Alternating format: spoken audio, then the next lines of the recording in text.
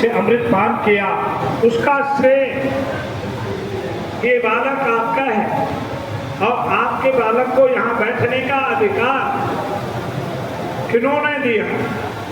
महाराज श्री के रामानंद विश्वविद्यालय जयपुर में जो बनाया गया उसमें बालक आपके इस बालक ने, महाराज श्री के चरणानुयोगी अनुरागी बालक ने ये रामानंद विश्वविद्यालय में जयपुर में विश्वविख्यात रामानंद विश्वविद्यालय में शास्त्री पास करके दर्शन से शास्त्री आचार्य की और आचार्य करके आपके कृपा प्रसाद से वृंदावन में श्रीमद् भागवत का अध्ययन किया और आज इस योग्य बना है। तो इस भगवान श्री सीताराम जी की कृपा और महाराज के जो बनाए बहुत बड़े विचार, कितने बड़े दूरदर्शी थे कि संतों के अंदर विद्वता धीरे धीरे कम होती जा रही है। केवल संतों के लिए उन्होंने एक अलग से व्यवस्था की और उसमें रह करके आपके इस बालक ने वहाँ पर शास्त्र का अध्ययन किया। जिनके सहयोगी हैं जो बाल योगी जी भी हमारे पास, उन्होंने भी और भी बहुत से हैं जो विद्वान संतों ने वहाँ शास्त्र का अध्ययन किया और आज इस योग में अपने ही गुरुओं के अपने ही घर में भागवत सुनाई। कोई बहुत बड़ी विद्वता नहीं है, कोई बहुत बड़ा ज्ञान नहीं है।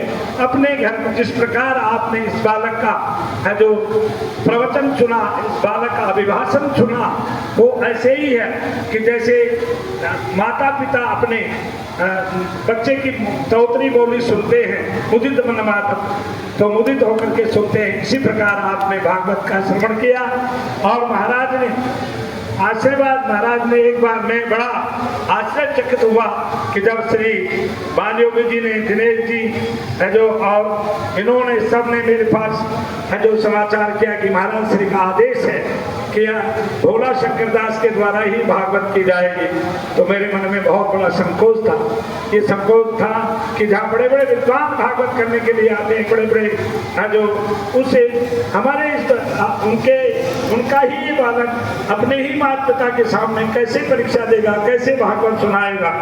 परंतु महाराज श्री का आशीर्वाद और भागवत का आयोजन किया, इसके लिए मैं बहुत बहुत आप सब लोगों को साधुवाद देता हूँ और महाराज जी से निवेदन करता हूँ जो प्रभु आप सदैव इसी प्रकार इस बालक के ऊपर है जो अपना वरदस्त रखें। क्योंकि यहाँ की शुरुआत और भी मैं एक बात बता देता हूँ।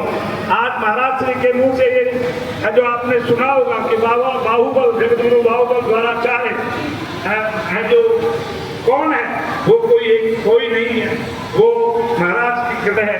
महाराज श्री ने उज्जैन में 2004 में अपने हाथ दोनों हाथों से पकड़कर इस दास को श्री महंत की गद्दी पर बैठाया।